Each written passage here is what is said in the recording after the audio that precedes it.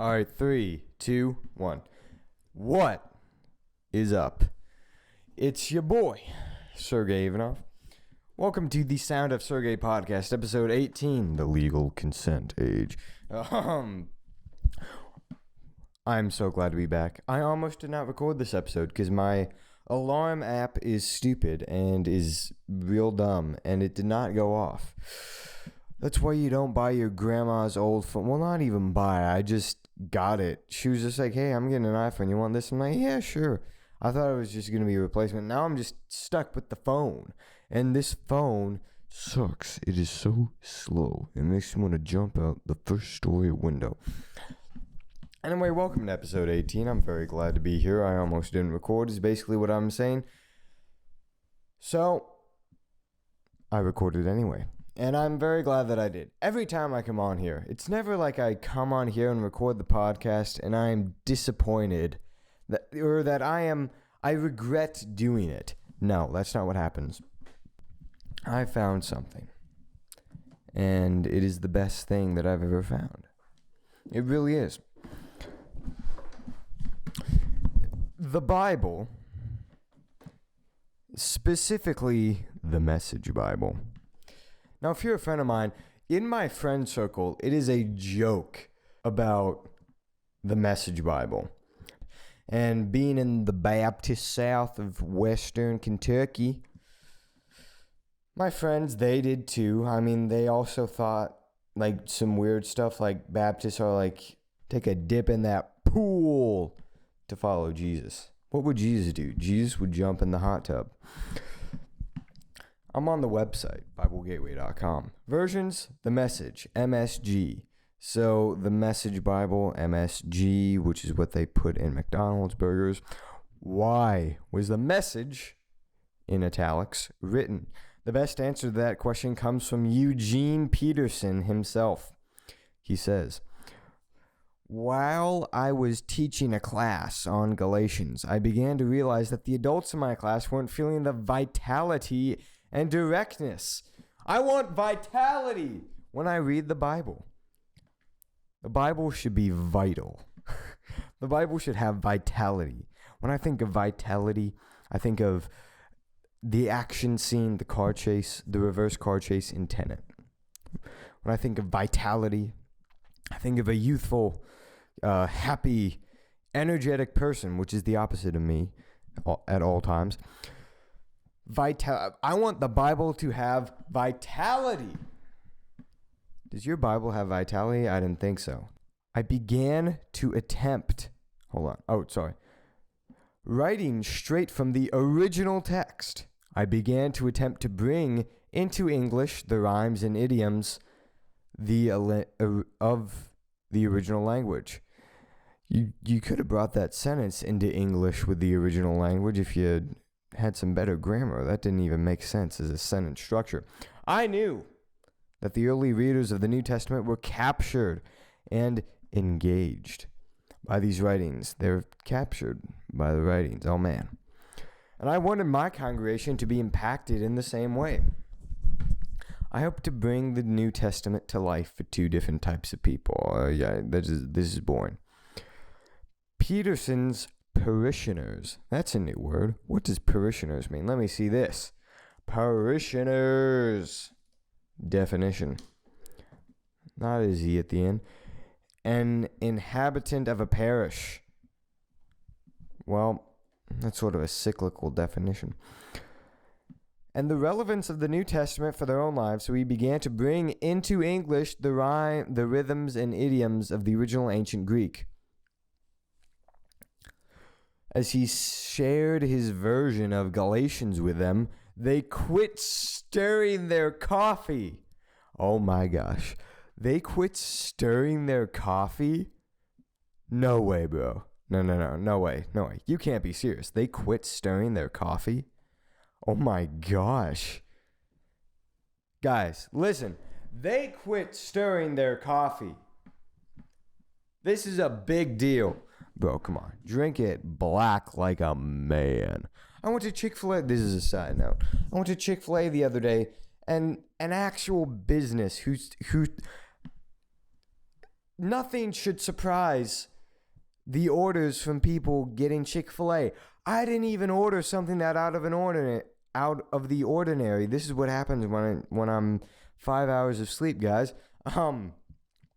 What I ordered wasn't even a complex order. It was just, hey, can I get grilled nuggets? And this is what she was concerned at. I go, can I get an iced coffee? Or not an ice. Can I get a cold brew, no cream, no sugar, no flavoring? She goes, wait a minute. So you're telling me that you want a cold brew, but without the cream and the sugar? I go, yes, that is what I said. That is what I want. She goes, are you sure? And I was like, what do you mean, am I sure? I asked. It's not like I don't. I'm 17 years old. I'm an independent woman who don't need no man. And I know what unsweetened coffee is. That's what I'm drinking right now. You hear this sip? Did you hear that sip? That's what I'm drinking right now. You think I don't know what black coffee is? Come on, son. Dude, I was born in Russia. I know what black coffee is. You think they have freaking Sweet and Low in Soviet Union? No, idiot. That's not what's going on. This lady at Chick-fil-A, this chick at Chick-fil-A, she's taking my order, and she has the nerve to be surprised that I order black coffee. I'm not angry at her, but I'm angry that she, like, really? You've never gotten a weird order before. It'd be weird if I came in there and I said, hey, can I have the chicken nuggets, but, like, peel off all of the breading once it's fried? That's a weird order. All I do is come in, hey, can I have coffee without extra stuff? She's like, hold on, are you sure? Which, by the way, Chick-fil-A coffee, in all forms, is the worst coffee in the history of the world. It is the worst coffee I've ever tasted. That is not an exaggeration. It tastes sour. It tastes like I'm drinking bile. It's not a good taste. All right, back to the Message Bible. Okay, boring. So let's go to the book list. I've read a little bit of this, and I want you guys to hear the Message Bible. Okay, Heaven and Earth. Chapter 1, Heaven and Earth. First, this. Oh, well then, that's one way to get your attention. It starts off, listen up. First off, this is what's going on. First, this. God created the heavens and the earth, everything you see and everything you don't see. Earth was a soup of nothing. What? Hold on. What? Earth was a soup of nothingness.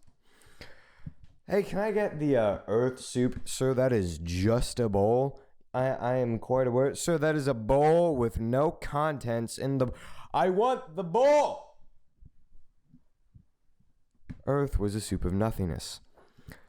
God's spirit brooded like a bird above the watery abyss. God spoke. Light! That's what it actually says. There's 3 words. Verse 3 is 3 words. God then spoke, then light. And light appeared. God saw that the light was good and separated light from dark. God named the light day. He named the dark. We know this. God spoke. Sky! In the middle of the waters, separate water from water. God made sky. This is like reading a Google Translate version of the Bible. I'd read that version. Would you read that version? That's what I will listen to. God spoke. Separate. Now. God spoke. Separate! Exclamation point. Water dash beneath dash heaven. That's a weird way to put it. This is what... Green up, dude. What's your problem? Just get green. Don't get enough freaking photosynthesis. Get green, man. This is God and Earth having a dialogue right here. It's like when your friend's depressed. Like, come on, dude, lighten up, bro. Not everything's so serious. Come on, bro. Come on, dude. Listen. Cheer up. Green up. Earth, green up. That is what God is truly saying to the earth. Grow all varieties of seed-bearing plants.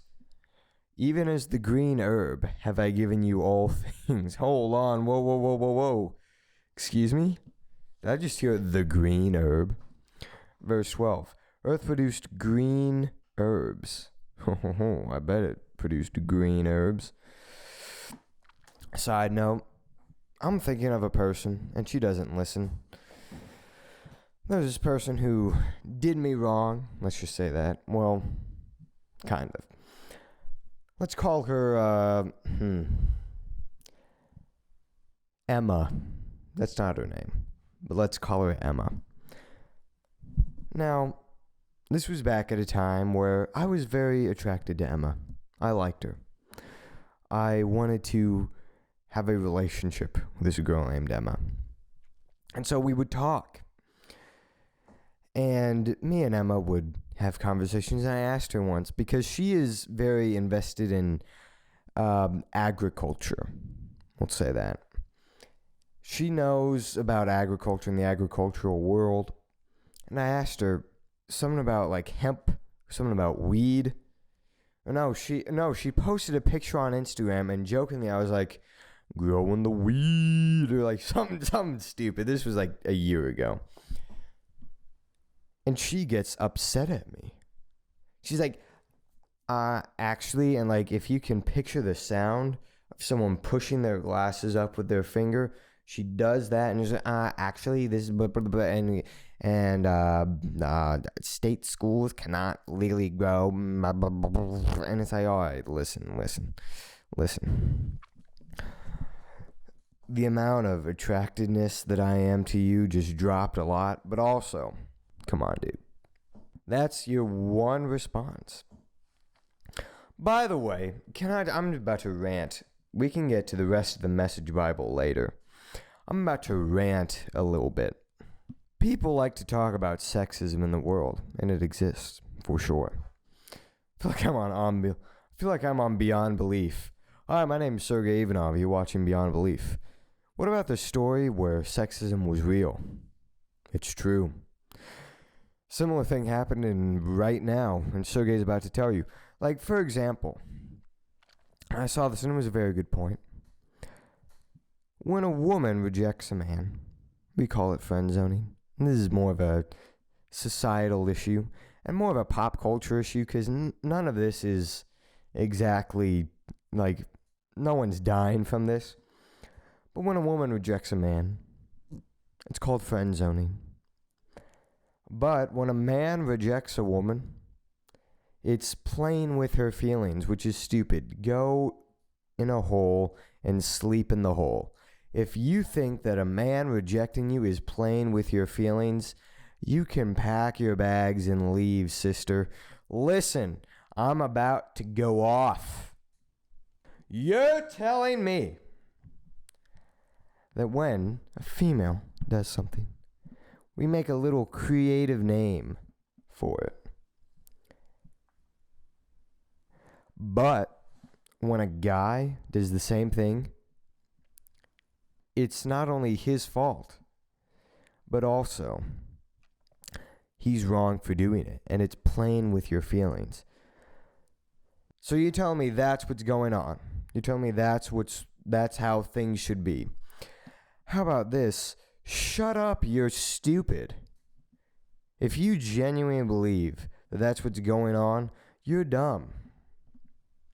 Like I was really, you want to know who's angry about the word simps being used? Not people who are being called simps. Simps, by the way, for those who don't know, I'm sure you guys do. Simp is a word used to describe a man basically falls at the knees to praise a woman, but really does not really get anything in return. He just does it with the hopes of courting this woman, and she does not court with him. So in the end, he is falling at the knees. I will do anything for you. But she does not, respond to that.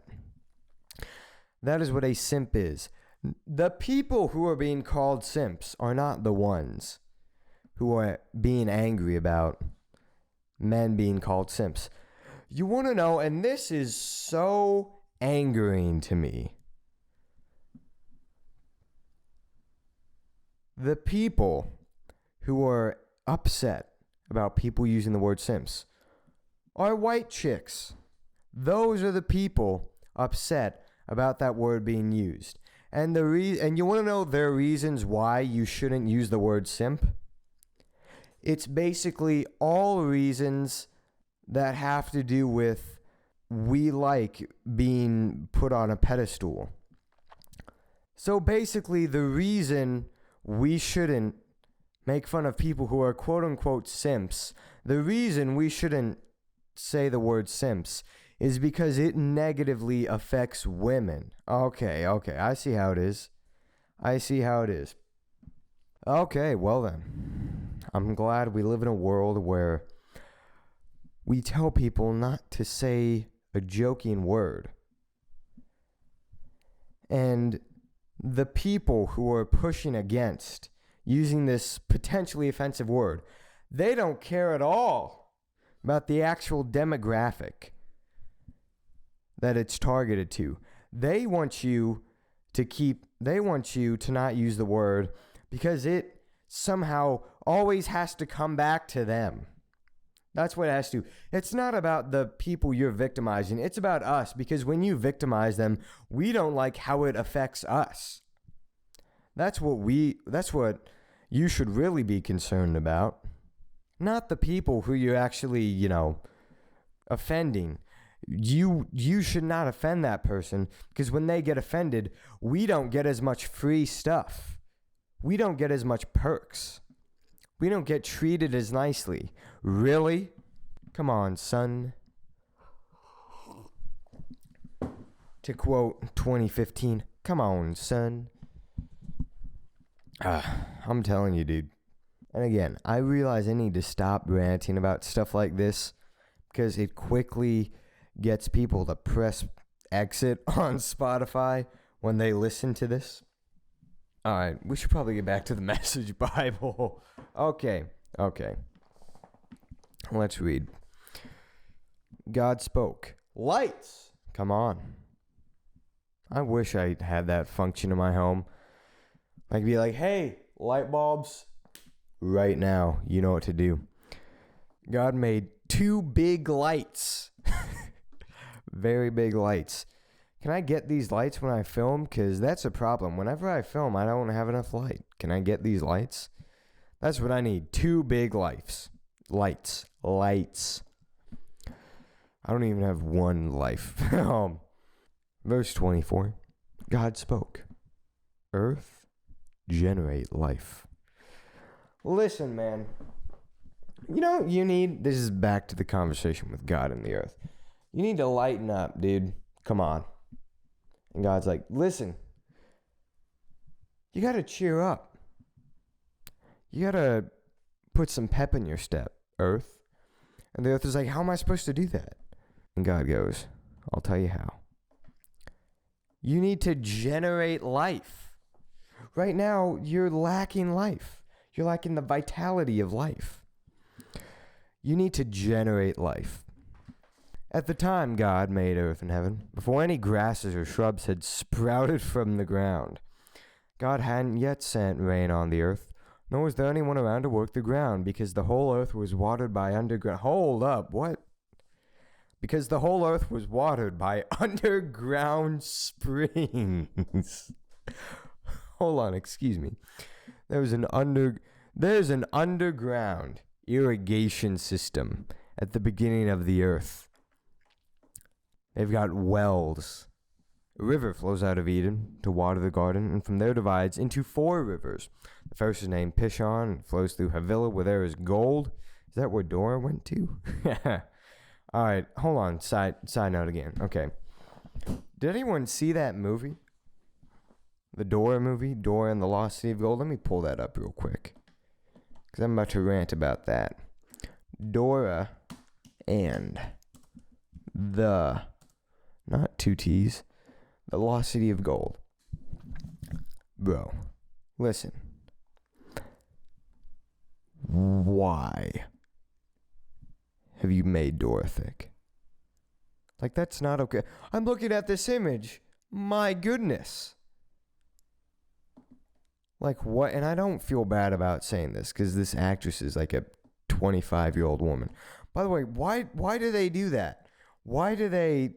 Well, actually, I do know why, because adults are cheaper labor. And there's not as much union problems. That's why if you ever wonder why when you watch a high school movie, like a movie that takes place in a school, it's like, why are these 7th graders being played by 25-year-olds? And the reason why is because they can't get actual teenagers, because A, you have to pay them way more, and B, they can only work for like 7 hours a day. You have to have like all sorts of breaks. You have to like do all this kind of stuff. And it's hard to film with like people under 18, because there's a whole bunch of union regulations about, hey, they have to have breaks every so often. They have to do this. You have to give them like nutritious lunches or whatever. So that's why. That's why they hire this 25-year-old chick to play Dora. Why'd they make her thick, bro? She's thick. Like, I'm looking at the... Why? Dora should not be thick. That's just my opinion. That's my personal opinion on the matter. Dora and the Lost City of Gold.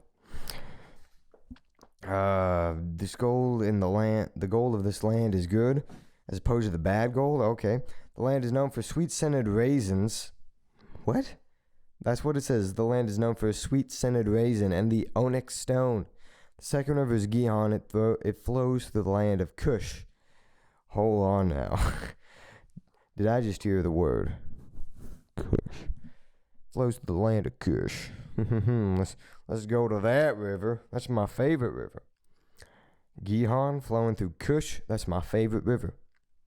God commanded the man, "You can eat from any tree in the garden except from the tree of knowledge of good and evil." That is exactly what it says, ladies and gentlemen. Why are there dashes between every word when they bring up a name? Except from the tree of knowledge of good and evil. Don't eat from it. The moment you eat from that tree, you're dead. Goodness. Well then. That's one way to put it. Listen, dude. You eat from that tree, you're freaking dead, bro. You will die if you eat from that tree. You know what I'm saying? Come on. Eat from the tree. I dare you. Eat that apple.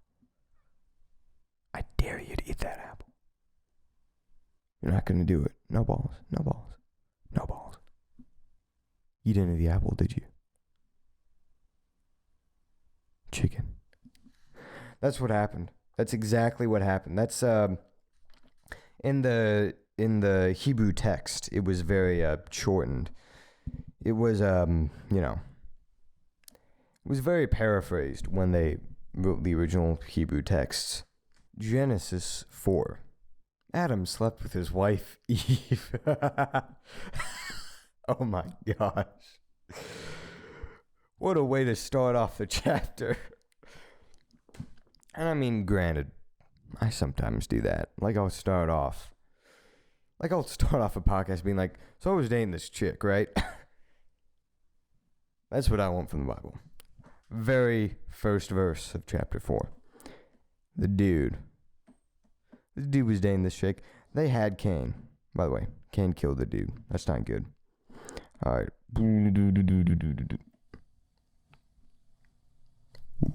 Uh-oh. Grandma's coming down the stairs. By the way, I need to get ready now. By the way, so anyway, thank you so much for tuning into the Sound of Sergey podcast, episode 18. Thank you so much. Make sure to follow me on Instagram at Servanov_ and at Sergey_speaks. Make sure also to subscribe to me on YouTube, Servanov, Servanov. Every Friday, I will be releasing a video at 12 p.m. Central Standard Time, so be looking out for that. Make sure to tune in to The Sound of Sergey every week, Friday, 10 a.m. Central Standard Time. It means so much that you tune in. Thank you so much for listening. I love each and every one of you from the bottom of my heart. And I will see you next week.